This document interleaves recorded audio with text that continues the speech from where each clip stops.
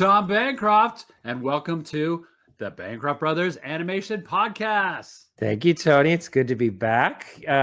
We've been doing a bunch of these, so we have a nice kind of runway of podcasts. We got some really fun ones coming up. Tom, I call it a Q. This is a Q, actually. Oh, it's a Q. That's how you say it, yeah. That's like the English version. That's very English, the way to say it. Kind of wait in the queue. I did want to just say, lots going on right now. We just got back from our premiere of Light of the World, and that was amazing. We got some guests today. We might talk about that a little bit, but mostly we're going to be talking about making a 2D animated film, an independent 2D animated film. I want to be specific. Right. No Light Disney. Light of the World. If you're on video, you go watch this on YouTube, on Pencilish Studios YouTube. You'll see that we have our Light of the World t-shirts on. And representing. But that's always a good place. Go like and subscribe over at our YouTube channel. Just this last week, Tom, our exhibitors for Animation Y'all, our exhibitors forum is up on the website, animationyall.com. So if you want to be an exhibitor, we're expanding Animation Y'all. Last year we did it here in Nashville on the Lipscomb campus, Lipscomb University campus. This time we're moving it to April. It's a little bit warmer climate here in Nashville. It's still going to be on the it's still going to be on the Lipscomb University campus, but we are expanding. We're going to have more guests. We're going to have more exhibitors. We're going to bring in workshops. We're going to do exhibitors that you know and follow, and we're going to have more tables for that. So we have not only our ton of exhibitors coming back again, the ones that you loved, but we're also looking for new ones. So if you want to check that out and see what it would be, we can't promise everybody will get in, but fill out our form online at Animation Y'all.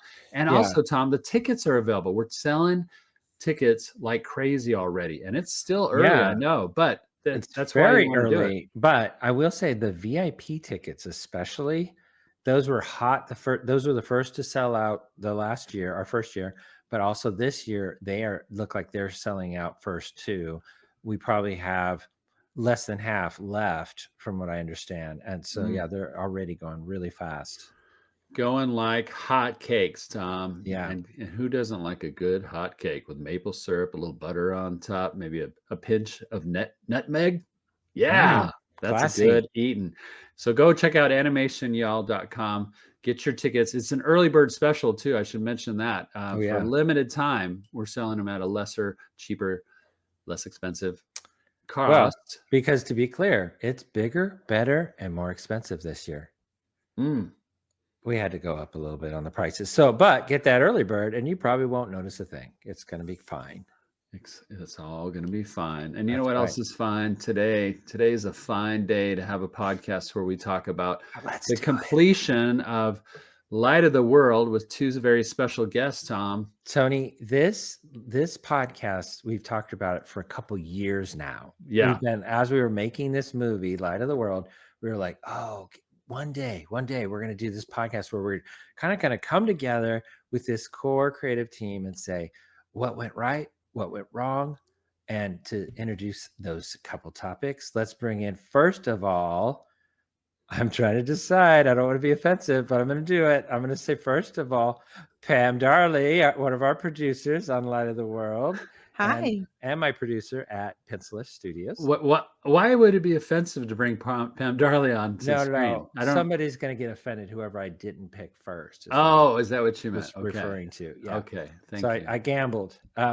And here's the other one who is offended at me right now. This is my other director on Light of the World, the guy that started it all. This is John Schafer. Yeah. Are you offended? Worst way to invite people on your show. Absolutely not offended. No, ladies first, right? Yeah, absolutely. Yeah. Right. That's how you do. But we're in the South. It was kind of nice, Tony, to hear you say Glenn Keane's name earlier, because I missed what you guys used to do. Every episode, you guys used to always incorporate Glenn Keane's name into each episode. And you guys haven't done listener. That. Yeah. I know. First time guest, long time listener. Thanks, John, for mentioning that. And when we sort of did our whoop whoop afterwards, I was like, we haven't done that in a while. So I know, it got real reminiscent. I kind of teared up a little bit. Just thinking of him. Our 7 to 8 listeners now, Tony, they're going to appreciate that moment. Well, Tom, let's get or into it. let's go around and you guys talk about what you did on Light of the World. I want to start with John because you're kind of central to all of our stories, John. I'm going to give you that big credit, but tell us how you got involved with Light of the World, what you did on it, and then we're going to explore topics about how do you make an independent feature, which seems pretty daunting these days.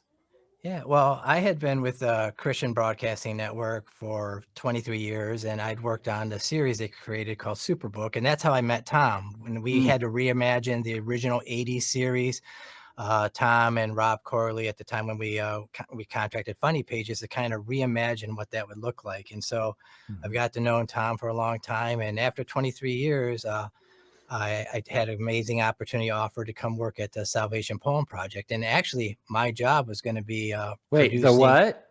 Salvation Poem Project. Oh, okay, because nobody's heard of that before. No, so it's, right now it is one of those ones where if you were a fan of Superbook and you heard the Salvation Poem song at the end, you made that connection. But now this is a media ministry. We're creating films. We have a game in development right now, gearing into production. And wow. And so that's where when I came to work here, I was going to actually create animated shorts, like 3 to 4 minute curriculum shorts and that stuff. And the founder, Matt McPherson, he took me and his son, Brennan McPherson. And Brennan is the president of Salvation Poem Project, but also the producer of Light of the World and kind of the story architect of that. And he took us out to coffee, and literally he just said, man, back in the 90s, I really felt the Lord put on my heart that I was going to make a movie about the life of Jesus. He says, totally makes sense. I make archery equipment. I make guitars. Yeah, sure. I'm going to make a movie about the life of Jesus. And he said, but when God puts something on his heart like that, he doesn't try to make it happen. He says, okay, Lord, if this is you, then you show me when and how. He says, and John, now since you're here, maybe this is that time. And that's how kind of the origin story started out. But just to cut in, he was thinking it was going to be a live action movie when it was placed on his heart in the 90s. Yeah, originally a live action movie, but because of my experience with Superbook and just a relationship that I had with the McPherson family, he thought maybe it's going to be animated. But the one thing he says, because my background is really CGI, that's what Superbook is he said, one of the things that I wanted to do is I wanted to be 2D animation. He talked about the classic Disney. He was really talking a lot about Snow White. He just said, when you watch her spin and you see how the dress flows, that's not done by some simulation. That's hand drawn, and it looks so natural. Yeah. It's so fluid. And he said, but even if there's an imperfection to it, that's what makes it perfect. And if we're going to retell the story about the life of Jesus, why do what everyone else is doing? Why do it at all then? He says he wanted to go back to that 2D style. He feels like it's a very enchanting style. It's a timeless medium. It won't outdate itself. Like we all love the original Toy Story, but then you look at where Toy Story 4 is, there's definitely, you can see that how it dated in that stuff. And so he really wanted to be timeless. And then I think there's kind of more of a spiritual approach, is like, hand drawn. It's not perfected. We have a painterly feel background that there's a lot of patchwork in it in our style. And it feels like it's still not, it's a work in progress. And he feels like we as people, we are a work in progress. We are imperfect. And so for us to do this, to create a story, and some of us are a little sketchy. Sorry. So that's kind of Tony. So that's kind of how it started. And what happened is both Brennan and Matt wanted me to direct. And what I feel strongly is, and Tom has worked with me for many years. Just to be clear, you were a producer on Superbook. You never directed before. I never directed an episode of Superbook. I've directed a lot of commercials, but that's a whole different thing. And doesn't count. And really, for what we do is storytelling. It's storytelling in the 30-second thing, but it's not the same. And so, I actually turned it down. I really felt like, hey, I can find the right person or persons in that stuff. And I kind of left it at that. And Brennan came to me a few days later and said, hey, if you don't direct, my Dad is not going to fund this film. He really trusts you. Wow. And he says, and John, he says, I know your heart and I know you were born for this, which is the irony is because this movie's coming out September 5th, which is my birthday, but it never planned What? that way. So Wait, that's your birthday? Yeah. yeah, I feel it's like my- Kronk. Today's your birthday? What? so That was So- not a good Kronk. That's your first bad. yeah, I that know. was Yeah. that was kind of weak of what It's you your know. I did. birthday? Oh my gosh, it's your birthday. So Getting but- there. so we for the first few months and that stuff, we're really focusing on developing a script, kind of honing in on the budget, and and at that time it came out to be a $20 million budget, and we brought on a studio called Epifio, which is they're out of Cincinnati, and they became our design studio, and we can go more into that later. But what happened is, directing this film, for the first year and a half, Tom wasn't a part of it. Tony or Pam, you guys weren't a part of it yet. But in that first, year and a half, working with the story team, working with the artist character designs for our characters, and started feeling what the background world and all that looked like.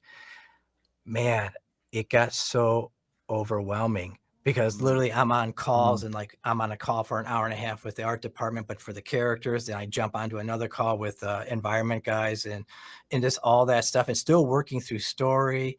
And so I reached out to Tom, and at this point we had already talked with Tom and Pam, and we engaged with Pencilish to do an animation test because we already had characters like Jesus and John the Baptist designed, and I know we'll go more into that in the show here, but I talked to Tom privately. I said, hey, I don't have budget for this. In fact, I haven't talked with Brendan, our producer, or nothing, but I really feel like it would be great if you would direct this film with me. And I never called Tom a co-director. I didn't say co-direct because I know me and Tom has been through the trenches. We've worked together for 18 years and everything has been equal. We're about trust. And so I said, would you consider directing this movie with me? And then that's how that journey began there. So that's how I became a director. And unlike you, I didn't say no. I said yes right away. Yes, You please. May I did. have another? After you said you saw the artwork, you love the character design, you love the Yes. environment, and then the biggest one, John, is it really funded? Do you guys have the money? Yeah. Yeah. No, thank you for taking Well, all my that stories and too. 2D animation. I mean, in a Right? day of AI right now and where things Yeah. are going, to think that this guy that had all the funding up front, the money to put into this, also said, I also wanted to be 2D. That's not where most investors' heads are. No. That's must have seemed risky. Were you guys? I mean, that's what pulled me in. I Well, heard it was 2D. let's back off of that because now we got to do Pam and Yeah. complete our circle here. But Pam, I want to set you up just to say that yes, you were a producer on this film, but you wore a lot of different hats, and I kind of want you to touch into a lot of those even unofficial hats that you wore on this film. But go ahead. What did you do? Did I do? We actually came on board, as John mentioned, as part of an animation test that was being done. The character designs were in progress. And of course, we want to know how the characters look when they're moving, when they're walking, when they're talking. And so Pencilish was hired to come on board and do some of those tests. And during the testing, we were asked to be on the film. So that's how we kind of came to be on the film. As far as wearing a lot of hats, it's just, I think that's kind of the producer or co-producer role, is that you do what needs to be done to get the film done. Yep. And so it was working very closely with the directors, the four of us, the four musketeers, and then it was just John and Tom and I. It was the three musketeers, but a very cohesive group to move through the production pipeline together, for all the reviews that were done, for tracking information to make sure that we were where we needed to be in order to get it done, making sure that notes were being addressed. There was just across the board, hands-on, kind of sticking my nose in everywhere to make sure that things were moving along and progressing, and we were going to be on schedule. Mhm. Pam, you talk about the admin side about you, but there's that artist side in you that really came out. Your background is, coloring the, inking the cells and doing Oh, how you worked with not just Epifio, but Lighthouse on our colors, our lighting. You were kind of giving us red flags like, hey, I'd be careful here. And so there, we saw the creative artist in you, which is Yeah. really cool. And, That came and out. the technical side, I will say too, you were probably on the production before we went to Lighthouse. Let's put it that way. You were the only one that knew Toon Boom Harmony inside Mm. out. And so Oh, you could speak to camera moves. You could speak to like almost every meeting we were Mm. having, be it with layout and camera moves or with, and so that's kind of, thank you, John, for throwing that in, because that's kind of Thank what I you. was talking about, is that you did well beyond what, you could say a lot of what you were describing was like a line producer, but no, you were doing way more than that. And definitely Hands-on. Yeah. you took on the lead communication between Lighthouse and TSP, or the Salvation Poem Foundation. We But had also oh, sorry, I'm go ahead, Pam. I was going to say we had fun too on the animation test. We had done I know that we were going for a very graphic style. And when we were doing the test, we had done a color model pass that we kind of Disney-fied with just the over the top colored ink lines, and just I think it kind of helped push it the direction it went to with how the characters ended up looking with the lines and the colors that were being used. So that was a fun early process that we I did as forgot well. about that. Yeah, you kind of did sort of, in a way, a first mhm. pass at Yeah. some of the coloring of the characters too. Yeah. Yeah. I remember John's face, his eyes lit up, and he's like, "You Disney-fied it." Well, and then No. there was a controversial moment where we said and by the way, we want to put in highlights in the eyes.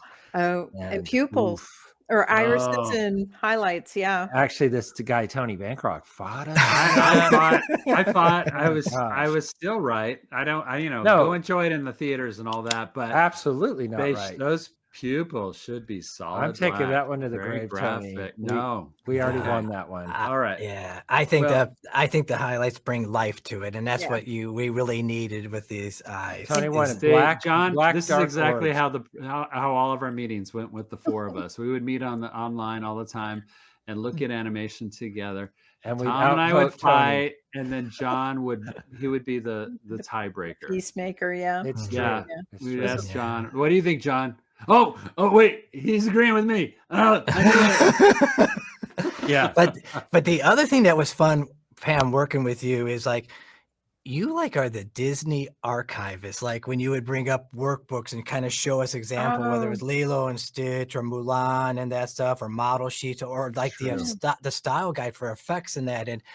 And man, for me, there's that moment, I geek out because I absolutely love all that stuff. And now we're Yeah. trying to incorporate it into our movie. But Yeah. like all that rich history of Disney, what you guys, the three of you guys have done, we've applied to this film. Yes. And and that stuff. And then also with the new school stuff of what Lighthouse is doing, some of the rigging, all this new stuff. And Yes. really, I think just the old school meets the new school and kind of created a whole new pipeline, so to speak. And I know we'll talk more about that later because that's something that your guys is around. But no, just seeing the rich history of Disney, the fact that you guys worked on all those films, Well, and now here we are doing and this. I'll add that I think, Pam, you were one of the only producers that had actually completed during your time at Disney a 2D animated feature. So just that experience level playing into this smaller independent film where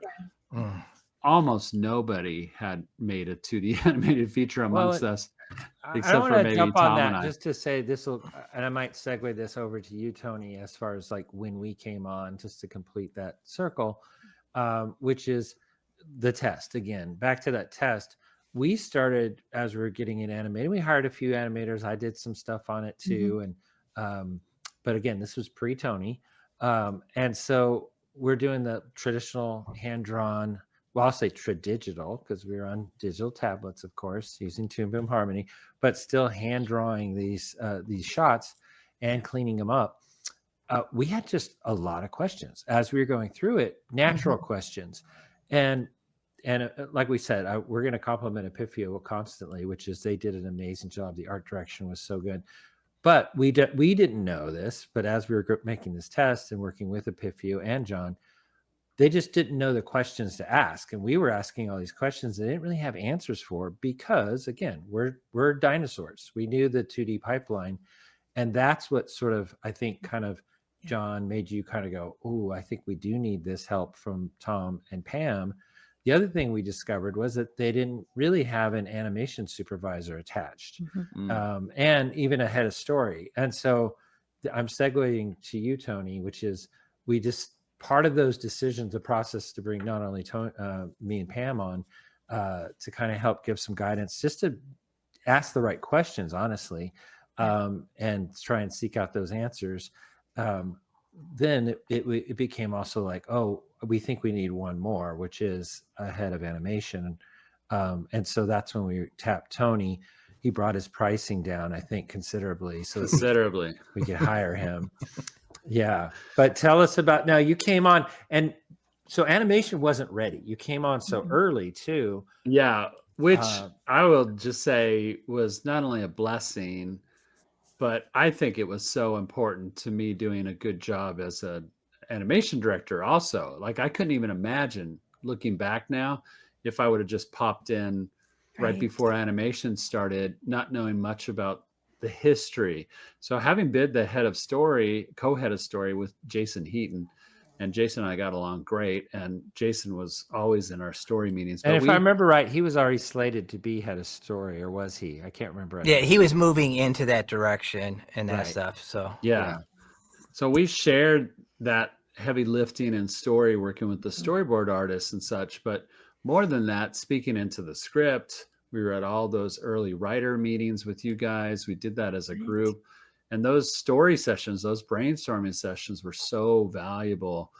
But I couldn't imagine really understanding all the characters' motivations, except for biblically, of course. I do know these characters from the Bible and how they fit into the larger story of the Holy Bible. But being able to talk about it from the standpoint of our film, how we were structuring it from John, the disciple John's point of view. So using a 13 to 15-year-old young boy to see the journey of Jesus and his ministry was the big idea in the beginning. That was the big approach that we were taking. And so being a part of that journey with you guys, and seeing what you wanted to do, where we wanted to go, and we got to really be familiar with things like, oh, that's an extra biblical choice. That's biblical. That's not biblical, and where to draw those lines. That was really influential on me too. Probably that was the hardest part of making this movie was knowing how we could add to, and I hate to say it this way, but it's kind of true, add to the Bible, right? Yeah. We were going, okay, we had biblical tent poles throughout of like, we want to tell these stories in the Bible. And in those stories, we would be very true to them.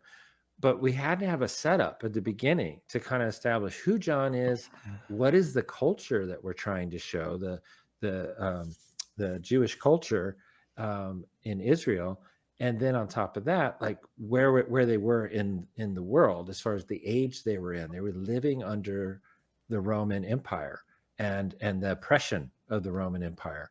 And then also had this faith that said, we believe for hundreds of years, they're waiting for this Messiah to come and save them. And so that was already all biblical right there.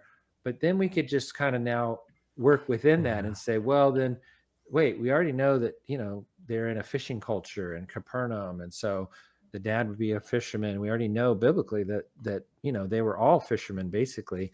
And same with Peter and Andrew, and they were their neighbors. Peter and Andrew was the neighbors of John and James, those two brothers. And so now it's just, okay, let's set up a little situation.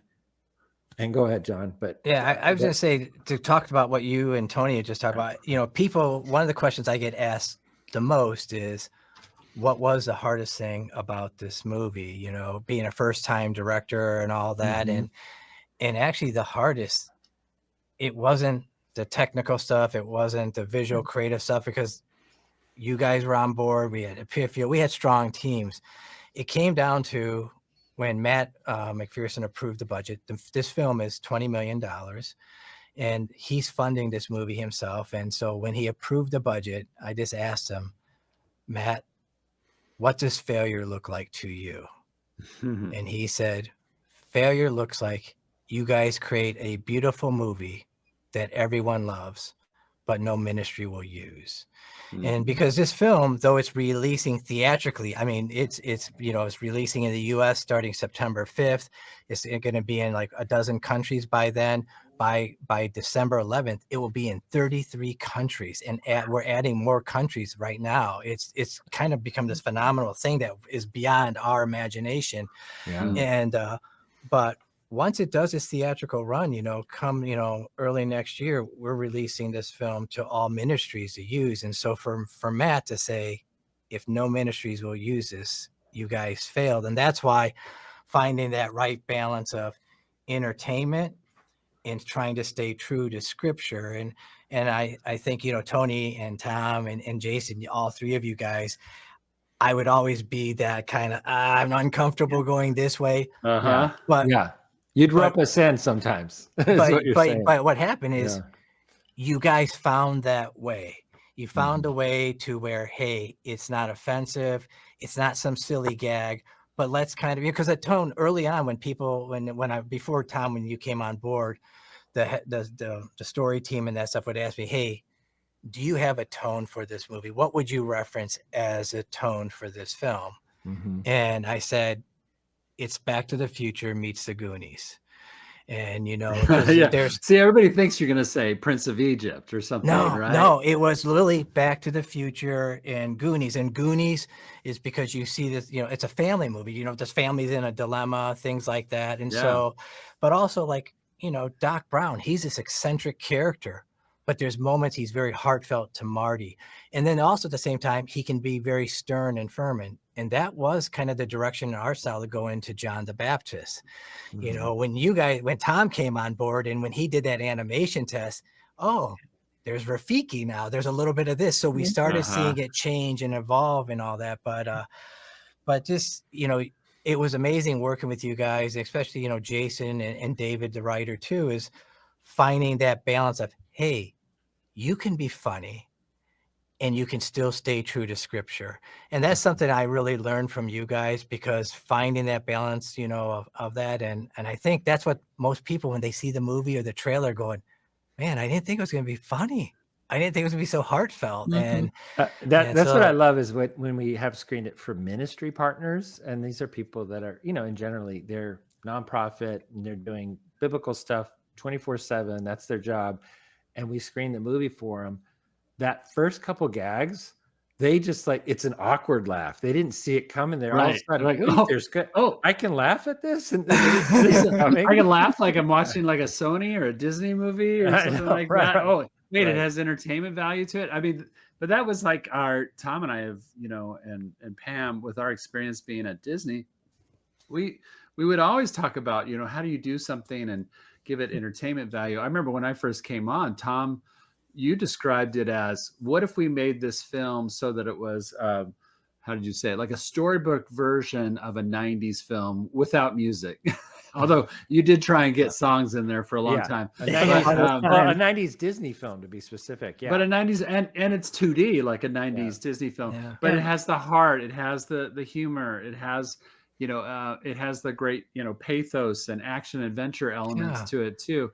It's all kind of blended in there in a nice way. And yet it is biblical. And, I think that's the thing I'm most proud of. And I know that's when you were talking about Matt McPherson and his kind of marching orders for you. I know that's what he wanted ultimately was, maybe he got more entertainment value than he expected, or that he was afraid of that might tip the scale. But I think what we delivered in a lot of ways, and I got to say, I'm so thankful for Matt and the McPherson family. They put the money into it and they totally gave us so much freedom to make this story and play with those scales and really invent things, but also being very true to the biblical text. So, I think it's going to be a bit feeling revolutionary, I think, for the market that we're going into, the faith-based market. I think it will feel a little revolutionary because of that.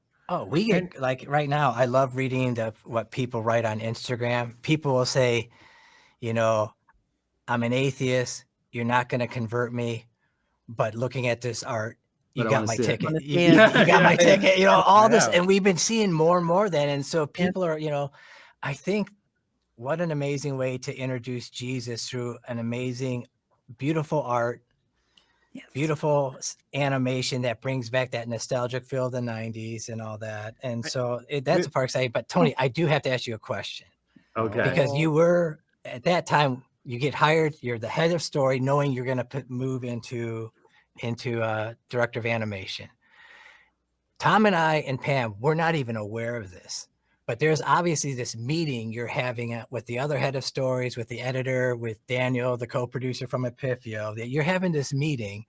And I just remember Daniel doing a kind of a producer's meeting with us saying, hey, we talked to Tony and Tony feels, because we were supposed to get, you know, this is kind of, you know, February, and we were going to get the runway for the animatic is going to be done. Our first animatic will be done in November, you know, before Thanksgiving. Oh, How many yeah. months is Oh, that? I remember this. Usually? Yeah. So this is interesting, I think, to our audience. How long does it take to do a first pass animatic of your whole movie? About we gave 3 months. ourselves about 3 months, right? No, I know originally it was more than that. It was way longer. Oh, it was way 5. longer. I think Like 8 months. Yeah. And then all of a sudden, Daniel says this, after talking with Tony, and we agree with him, we need to have the animatic done by end of July, because Tony strongly feels like you got to hang it up as fast as you can. Don't worry about how it looks. Don't worry about any of the character designs being on model. Hang it up because you got to find out, does the story work? Mm. And man, I just remember in my head, I was thinking, why did we hire Tony? He just blew this thing up. Wait, He's gonna and cost at us that more point, we're money. like, wait, Already isn't he caused an a problem. animator, not a head of story? What the heck? Well, and this is to the larger story. I think Tony, I just want to say right off the bat, yeah. it was the best decision Yes. we Oh, made. absolutely. And it Yes. was a game changer on us. Wait, getting are we the movie recording done. this? Oh, good, we are. Okay. Yeah, that's why You that's were why I'm saying right, it. Tony. Yeah. You were right.